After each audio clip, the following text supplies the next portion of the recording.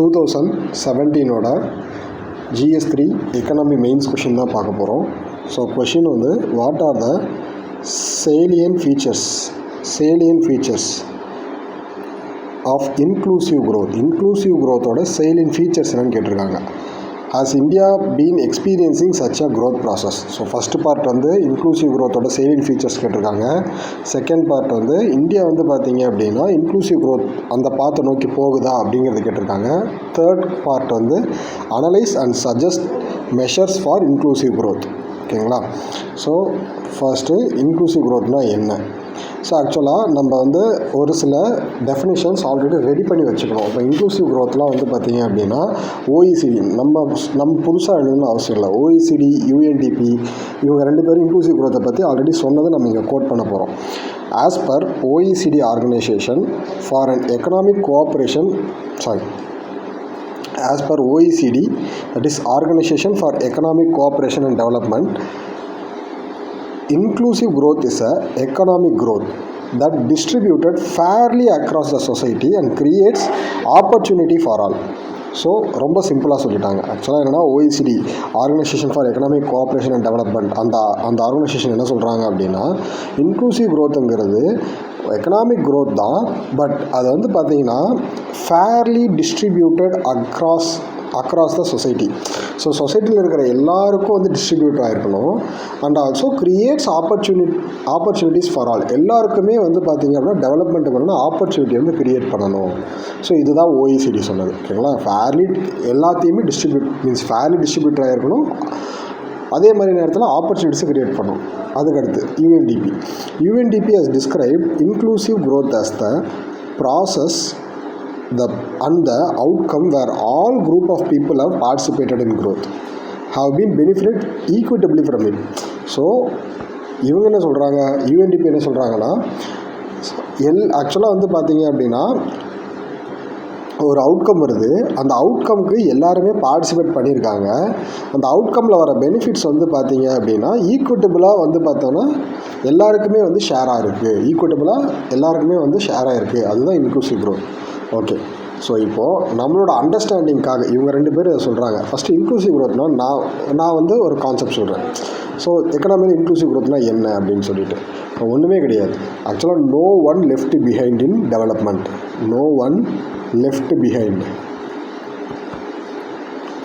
So இதுதான் வந்து பார்த்திங்கன்னா basic thumb rule of inclusive growth அப்படிங்கிறது. ஸோ இன்க்ளூசிவ் growth அப்படிங்கிறது ஒரு ஏழை, ஒரு பணக்கார, ஒரு மிடில் கிளாஸ், ஸோ இந்த மாதிரி எத்தனை லேயர் ஆஃப் பீப்புள் எடுத்துக்கிட்டாலையும், எத்தனை செக்ஷன்ஸ் ஆஃப் பீப்புள் எடுத்துக்கிட்டாலையும் அவங்க எல்லாருமே டெவலப் ஆகிற மாதிரி ஒரு growth தான். அது யாரையும் விட்டுட்டு நாங்கள் டெவலப் ஆகக்கூடாது. ஸோ ஃபார் எக்ஸாம்பிள் ஒரு பர்டிகுலராக ஓகேப்பா இந்த அண்டர் டெவலப்டு பீப்புளெலாம் விட்டுறலாம், அவங்களுக்கெல்லாம் எந்த ஸ்கீம்ஸும் வேண்டாம், இல்லை மிடில் கிளாஸ் பீப்புளெலாம் விட்டுறலாம், அவங்களுக்கெல்லாம் எந்த ஸ்கீம்ஸும் வேண்டாம், அப்படி இல்லை. ஆல்ரெடி அதாவது பில்லியனர்ஸ் ஹை கிளாஸ் பீப்புளாக இருக்காங்க இல்லையா, அவங்களுக்கெல்லாம் எந்த ஸ்கீமும் வேண்டாம், அப்படிலாம் கிடையாது. எல்லாருமே டெவலப் ஆகணும், எல்லாருமே. No one is left behind the growth. That is called as inclusive development. So அதுதான் வந்து இன்க்ளூசிவ் டெவலப்மெண்ட். அவ்வளோதான் இது. ஓகே, இப்போது ஃபீச்சர்ஸ் ஆஃப் இன்க்ளூசிவ் growthனா என்ன? ஃபஸ்ட்டு ஃபீச்சர் வந்து equitable distribution. It should be pro poor. First வந்து it should be pro poor. புவருக்கு வந்து பார்த்திங்கன்னா சப்போர்ட்டிவாக இருக்கணும். So equitable distribution, more employment opportunities create பண்ணணும், பாவர்ட்டி ரிடக்ஷன் பண்ணணும். So poor should be made of financial inclusion. So நம்ம வந்து பார்த்திங்க அப்படின்னா ஃபினான்ஷியல் இன்க்ளூஷன், புவரையும், அதாவது நோ ஒன் லிஃப்ட் பிஹைண்ட் அப்படிங்கிற வார்த்தை தான் தம் ரூல் தான். எல்லாமே அதை நோக்கி தான் போகும். ஸோ புவரை வந்து பார்த்திங்கன்னா ஃபினான்ஷியல் இன்க்ளூஷனுக்குள்ளே கொண்டு வரணும். So to pro poor inclusive growth. Simple. Pro poor inclusive growthனா எப்படி இருக்கணும்? புவரை வந்து பார்த்திங்க அப்படின்னா எம்பவர் பண்ணணும். ஸோ அவங்களுக்கு ஈக்குவிட்டபிள் டிஸ்ட்ரிபியூஷன் ஆஃப் வெல்த் போகணும், எம்ப்ளாய்மெண்ட் ஆப்பர்ச்சுனிட்டிஸ் கிரியேட் பண்ணணும். எம்ப்ளாய்மெண்ட் ஆப்பர்ச்சுனிட்டிஸ் கிரியேட் பண்ணால் ஆட்டோமேட்டிக்காக வந்து பார்த்திங்கன்னா பாவர்ட்டி ரெடியூஸ் ஆகும். பாவர்ட்டி ரெடியூஸ் ஆச்சு அப்படின்னா அவங்க வந்து ஃபினான்ஷியல் இன்க்ளூஷனுக்குள்ளே வந்துருவாங்க. அவ்வளோதான். இதுதான் வந்து ஆக்சுவலாக ப்ரோ புவர் ரிலேட்டடான inclusive growth. Gender equality should be promoted. Gender inclusive growth. So ஆக்சுவலாக வந்து பார்த்திங்க அப்படின்னா ஜெண்டர் வைஸாகவும் வந்து நம்ம வந்து மென் அண்ட் விமன் ரெண்டு பேரையும் வந்து பார்த்திங்க அப்படின்னா டெவலப்மெண்ட் நோக்கி எடுத்துகிட்டு போகணும். அதுதான் ஜெண்டர் இன்க்ளூசிவ் growth அப்படின்னு சொல்கிறது. Regional development must be done to include rural areas. கண்டிப்பாக. ஏன்னா நம்ம டெவலப்மெண்ட் அப்படின்னு சொல்லி பார்க்கும்போது மேக்ஸிமம் வந்து சிட்டியை தான் ஃபோக்கஸ் பண்ணுவாங்க, அர்பன் ஏரியாவை தான் ஃபோக்கஸ் பண்ணுவாங்க. பட் நம்ம இன்க்ளூசிவ் க்ரோத்னா எப்படி இருக்கணும், ரீஜனல் பேஸ்டாக இருக்கணும், ஜெண்டர் ஈக்குவாலிட்டியாக இருக்கணும். ஸோ ரூரல் ஏரியாவையும் வந்து பார்த்தீங்க அப்படின்னா என்ன பண்ணணும், நம்ம க்ரோத்தில் இன்க்ளூட் பண்ணணும். Youths empowerment must be done by various skill development schemes. So கண்டிப்பாக யூத்ஸை வந்து பார்த்தீங்க அப்படின்னா டெவலப்மெண்ட் ஸ்கீம்ஸ், கவர்மெண்ட் நிறைய ஸ்கீம்ஸ் போடுறாங்க. ஸோ அந்த ஸ்கீம்ஸ் மூலயமா வந்து பார்த்தீங்கன்னா யூத்ஸ் வந்து டெவலப் பண்ணணும். By empowering marginalized group like poor and disabilities, sustainable development must be maintained. So ஆக்சுவலாக sustainable environment must be maintain. So ஃபைனலாக வந்து என்விரான்மெண்ட் ஃபேஸு, ஃபைனலாக வந்து என்விரான்மெண்ட் பேஸ் என்னென்னா நம்ம வந்து என்ன பண்ணணும், சஸ்டைனபிள் என்விரான்மெண்ட் மட்டும் க்ரியேட் பண்ணணும். ஸோ அதுதான் சஸ்டைனபிள் என்விரான்மெண்ட், அதுதான் முக்கியம். ஸோ அதுக்கடுத்து by improving the access of basic services, providing education and skill development that create social safety net by community engagement and participation. ரொம்ப ரொம்ப சிம்பிள். ஸோ நம்ம வந்து பார்த்தீங்க அப்படின்னா டெவலப்மெண்ட், இன்க்ளூசிவ் டெவலப்மெண்ட்னா என்ன கொண்டு வரணும், எல்லாத்தையும் டெவலப் பண்ணணும். நம்மளோட டார்கெட் வந்து ப்ரோ புவரை வந்து பார்த்தீங்க அப்படின்னா, ஏன்னா ப்ரோ புவர்லேருந்து ஆரம்பிக்கணும். ஸோ நம்ம பேசிக்காக சர்வீசஸ் ப்ரொவைட் பண்ணுறது மூலயமாவும், எஜுகேஷன் ப்ரொவைட் பண்ணுறது மூலயமாவும், ஸ்கில் டெவலப்மெண்ட்டை ப்ரொவைட் பண்ணுறது மூலயமாவும் அவங்க எல்லாமே என்ன பண்ணுவாங்க, இன்க்ளூசிவ் க்ரோத்குள்ளே அந்த ஆம்பிட்குள்ளே வந்துடுவாங்க. சரி, இது வந்து first part of the question. அதாவது first part of the question என்ன சொல்லியிருந்தாங்க, அதாவது what are the salient features of inclusive growth. சரி, இப்போ நம்ம எதுக்கு போகிறோம், அதுதான் இப்போ பார்த்தோம். Salient features of inclusive growth: pro புவராக இருக்கணும், ஜெண்டர் ஈக்குவிட்டியாக இருக்கணும், ரீஜனல் டெவலப்மெண்ட் இருக்கணும், யூத் எம்பவர்டு இருக்கணும், மார்ஜினலைஸ்டு குரூப் அவங்கள வந்து பார்த்திங்கன்னா எம்பவர் பண்ணணும், டிசேபிலிட்டிஸ் லைக் புவர் டிசேபிள்ஸ் வந்து எம்பவர் பண்ணணும், சஸ்டைனபிள் என்விரான்மெண்ட் இருக்கணும். ஸோ இதெல்லாம் தான். Okay, so next second part of the question, area where inclusive growth is visible. So at ப்ரெசென்ட்டாக இந்தியாவில் வந்து பார்த்தீங்க அப்படின்னா எங்கெல்லாம் இன்க்ளூசிவ் க்ரோத் விசிபிளாக இருக்குது. ஸோ இந்த பார்ட் ரொம்ப ரொம்ப ஈஸியான பார்ட், ஏன்னா டெவலப்மெண்ட்டை பற்றி மட்டுமே சொல்லணும், அவ்வளோதான். So in 15 years starting from 2005 India has as many as 450 million people coming out of poverty. So ரொம்ப சிம்பிள். ஆக்சுவலாக வந்து பார்த்தீங்கன்னா இது எல்லாமே ரிப்போர்ட், நியூஸ் பேப்பர் ரிப்போர்ட்ஸ், அவ்வளோதான். ஸோ 450 million people வந்து பார்த்தீங்க அப்படின்னா கம்மிங் அவுட் ஆஃப் பாவர்ட்டியில் இருந்தால் ரிப்போர்ட் சொல்லுது. ஓகேங்களா. Literacy rate of scheduled caste and scheduled tribes has been increased from 54.7% in 2001 to 67.8% in 2011 as per census of India. ஓகேங்களா. So tribes and schedule கேஸ்டோட literacy rate வந்து பார்த்திங்கன்னா இன்க்ரீஸ் ஆகிருக்கு. Jan Dhan Yojana, by Jan Dhan Yojana bank numbers of new bank account opening crosses 40 crores by 2020. So இதுதான் ரொம்ப ரொம்ப முக்கியம். ஆக்சுவலாக என்னென்னா ஒரு ஃபினான்ஷியல் இன்க்ளூஷனுக்கு வந்து பார்த்திங்கன்னா என்ன முக்கியம், அவங்க பேங்க் அக்கௌண்ட் ஓப்பன் பண்ணியிருந்தா ஈஸியாக வந்து அவங்களுக்கு கவர்மெண்ட் ஸ்கீம்ஸ் மூலிமா டைரக்ட் பெனிஃபிட் ட்ரான்ஸ்ஃபர் மூலயமா வந்து பார்த்திங்கன்னா அவங்களுக்கு நிறைய பெனிஃபிட் கொண்டு போகலாம். ஸோ அதுதான் ஜன்தன் அக்கௌண்ட் ஓப்பன் பண்ணாங்க. ஓகேங்களா. So India has implemented various social net programs like direct benefit transfer, food security scheme to protect vulnerable population from economic shocks. So சரி, நம்ம ஏன் ஜன்தன் அக்கௌண்ட் ஓப்பன் பண்ண சொன்னாங்க, இந்த டைரக்ட் பெனிஃபிட் ட்ரான்ஸ்ஃபருக்கும் அது மட்டும் இல்லாமல் ஃபுட் செக்யூரிட்டி வந்து பிடிஎஸ் மூலிமா நம்ம ப்ரொவைட் பண்ணுறோம். பிடிஎஸ் மூலிமா ஃபுட் செக்யூரிட்டி வந்து ப்ரொவைட் பண்ணுறாங்க. என்னது, ஃப்ரீ ஃபுட்டு, ரைஸ், அதாவது வந்து பார்த்திங்க அப்படின்னா கிரெயின்ஸ் எல்லாமே வந்து ரொம்ப லோ காஸ்ட்லேயும், இப்போ தமிழ்நாட்டிலலாம் வந்து பார்த்திங்க அப்படின்னா ஃப்ரீயாக அரிசி கொடுக்குறாங்க. 20 கிலோ அரிசி எதுக்கு ஃப்ரீயாக கொடுக்குறாங்க, அது எல்லாமே இந்த டெவலப்மெண்டல் ஸ்கீமுக்காக தான். ஓகேங்களா.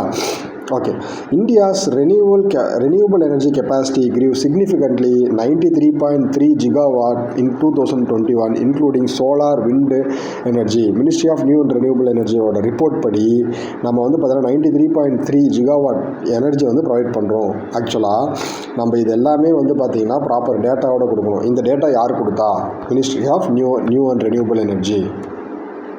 ஓகேங்களா.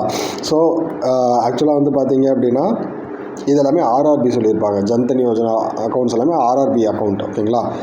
ஏரியாஸ் வேர், இப்போ வந்து நம்ம இந்த பார்ட்டு முடிஞ்சு, areas where inclusive growth is visible. எங்கெங்கெல்லாம் இன்க்ளூசிவ் க்ரோத் விசிபிளாக இருக்குது, poverty alleviation, literacy rate, Jan Dhan account, அப்புறம் direct benefit transfer, renewable energy, இது எல்லாத்துலேயுமே வந்து பார்த்திங்கன்னா நம்மளுக்கு நல்லாவே க்ரோத் தெரியுது.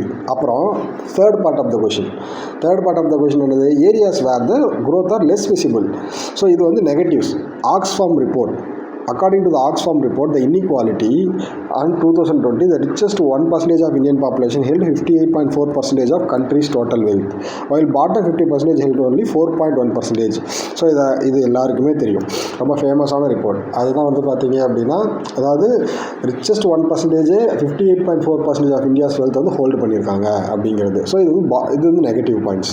இந்த ஃபீமேல் லேபர் ஃபோர்ஸ் பார்ட்டிசிபேஷன், ஆக்சுவலாக வந்து பார்த்தீங்கன்னா the female labor force participation rate in India declined from 34.8% in 1990 to 24.8% in 2020. இது வந்து வேர்ல்டு பேங்கோட ரிப்போர்ட். ஆக்சுவலாக இந்த ரிப்போர்ட் வந்து பார்த்தீங்க அப்படின்னா டியூ டு கோவிட் அப்போது வந்து பார்த்தோன்னா இந்த ரிப்போர்ட் வந்து இருந்தது. ஸோ இப்போ வந்து மேபி கொஞ்சம் இன்க்ரீஸ் ஆகிருக்கலாம். ஓகேங்களா? என்ன சொல்ல வராங்க, ஃபீமேல் லேபர் ஃபோர்ஸ் பார்ட்டிசிபேஷன் ரொம்ப கம்மியாக இருக்குன்னு சொல்ல வராங்க. ஸோ அதுக்கடுத்து periodic labour force participation report, PLFS report வந்து பார்த்தீங்க அப்படின்னா என்ன சொல்லுதுன்னா, the percentage of salaried people has dropped from 21.2% in 2019-20 to 19% in 2021. இது எல்லாமே வந்து பார்த்திங்கன்னா இம்பேக்ட் ஆஃப் த கோவிட் தான். இதுக்கப்புறம் எல்லாமே திரும்பவும் ரிட்டர்ன் வந்துருச்சு. கொஷின் வந்து பார்த்தீங்க அப்படின்னா நமக்கு வந்து 2020-21ங்கிறதுனால ஆக்சுவலாக இந்த ரிப்போர்ட்ஸ் எல்லாமே நம்ம யூஸ் பண்ணுறோம், அவ்வளோதான்.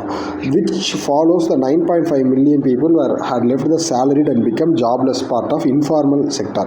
ஒன்றும் இல்லை, PLFS ரிப்போர்ட் வந்து அந்த salaried and informal job, formal job பற்றின ரிப்போர்ட்லாம் கொடுக்கும். அதில் டிக்ளைன் ஆகிருக்கு அப்படின்னு சொல்லியிருக்காங்க. ஸோ அதுக்கடுத்து குளோபல் கார்பன் ப்ராஜெக்ட் 2019, இவங்க என்ன சொல்கிறாங்க அப்படின்னா, இந்தியா வந்து 3rd largest global green house case emission with next to China and USA. இது ரொம்ப ஃபேமஸாக தெரிஞ்ச விஷயம் தான்.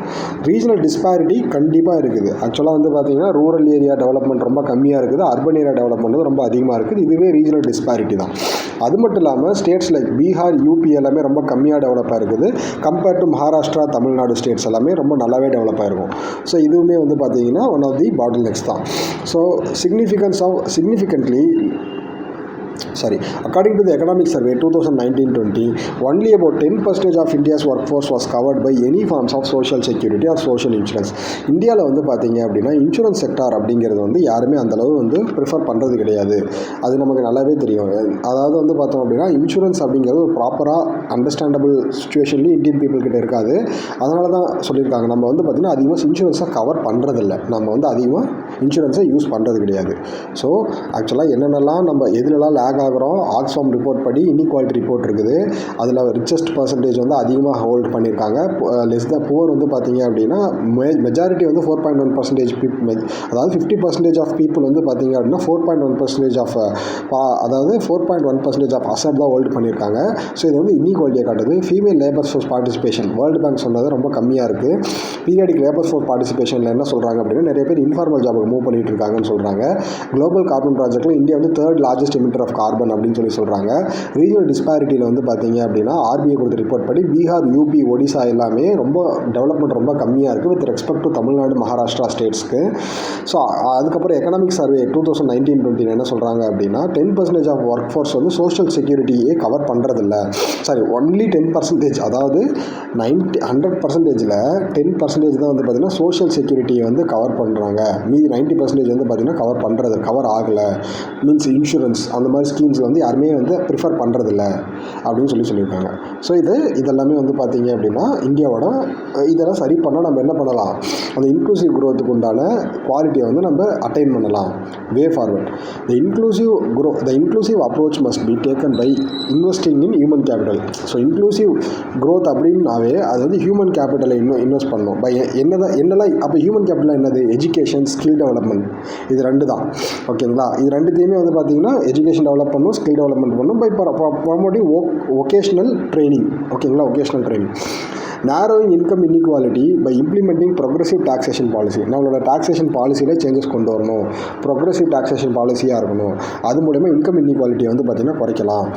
Create employment opportunity by supporting entrepreneurship. So அதுதான் நமக்கு வந்து பார்த்திங்க அப்படின்னா நிறைய ஸ்கீம்ஸ் இருக்குது, சரிங்களா? ஸோ அது கவர்மெண்ட்ஸ் வந்து பார்த்தீங்க அப்படின்னா என்டர்பிரினர்ஷிப் ப்ரமோட் பண்ணுறதுக்கு நிறைய ஸ்கீம்ஸ் கொண்டு வந்திருக்காங்க. அதுக்கடுத்து leveraging environmental sustainability by adapting green technology and practising and by promoting renewable energy source. நம்ம என்விரான்மெண்ட்டை சஸ்டைன் பண்ணணும் அப்படின்னா க்ரீன் டெக்னாலஜியும் அதாவது ரெனியூபிள் எனர்ஜி சோர்ஸ் நோக்கி போகணும். By investing in rural and urban infrastructure, development of infrastructure services. அதான் okay, நம்ம வந்து ரூரல் அண்ட் அர்பன் இன்ஃப்ராஸ்ட்ரக்சரில் இன்வெஸ்ட் பண்ணும்போது கண்டிப்பாக வந்து அதில் ஏன் டெவலப்மெண்ட் இருக்கும். Social security net of health care வந்து பார்த்திங்க அப்படின்னா டிபிடி மூலயமா நம்ம கொண்டு வரலாம். ஸோ ஃபினான்ஷியல் இன்க்ளூஷன் வந்து பார்த்திங்க அப்படின்னா சர்வீஸ் செக்டாரில் நம்ம இம்ப்ளிமெண்ட் பண்ணணும். ஃபினான்ஷியல் இன்க்ளூஷனை வந்து பார்த்திங்க அப்படின்னா சர்வீஸ் செக்டாரில் extended to access the financial services for marginalized குரூப்புக்கு வந்து பார்த்திங்கன்னா இந்த ஃபினான்ஷியல் இன்க்ளூஷன் கொண்டு வரணும். ஸோ அவங்களுக்கு வந்து பார்த்திங்க அப்படின்னா ஃபினான்ஷியல் செக்டரோட அக்சசபிலிட்டி, ஸோ என்னது பேங்கிங் செக்டார், அதுக்கப்புறம் ட்ரேடிங்கு, இது எல்லாத்தையுமே வந்து பார்த்திங்கன்னா இந்த மார்ஜினலைஸ்டு குரூப்பை வந்து கொண்டு வரணும். So vocational training to youths வந்து வொகேஷ்னல் ட்ரைனிங் கொண்டு போகணும். மார்ஜினலைஸ்ட் கம்யூனிட்டியை வந்து பார்த்திங்க அப்படின்னா நிறைய பாலிசிஸ் மூலயமா, ஜெண்டர் சென்சிட்டிவ் பாலிசிஸ், இனிஷியேட்டிவ்ஸ் மூலயமா அவங்கள வந்து பார்த்திங்க அப்படின்னா இன்க்ளூசிவ் க்ரோத்துக்குள்ளே கொண்டு வரணும். India's growth pattern should be aligned with SDGs 16. So நமக்கு வந்து பார்த்திங்கன்னா 16 SDGஸையுமே நம்ம ஃபாலோ பண்ணணும் அப்படின்னு சொல்கிறாங்க. அப்படி பண்ணால் நமக்கு வந்து இன்க்ளூசிவ் க்ரோத் வந்து பார்த்திங்கன்னா இன்க்ளூசிவாக இருக்கும், பார்ட்டிசிபேட்டரி டெசிஷன் மேக்கிங் ப்ராசஸாக இருக்கும், எல்லா லெவல்லையும் வந்து பார்த்திங்க அப்படின்னா பாலிசிஸ் அண்ட் க்ரோத் டெவலப்மெண்ட் இருக்கும் அப்படின்னு சொல்கிறாங்க. அவ்வளோதான். ஸோ இதுதான் வந்து பார்த்திங்கன்னா இன்க்ளூசிவ் க்ரோத்தை பற்றின கொஷின். கண்டிப்பாக இது வந்து நிறைய டைம் கேட்கக்கூடிய question. I am expecting this time it will be asked. இன்க்ளூசிவ் க்ரோத்தை பற்றி கண்டிப்பாக கேட்பாங்க. ஓகேங்களா? வாய்ப்புகள் நிறைய இருக்குது. தேங்க்யூ.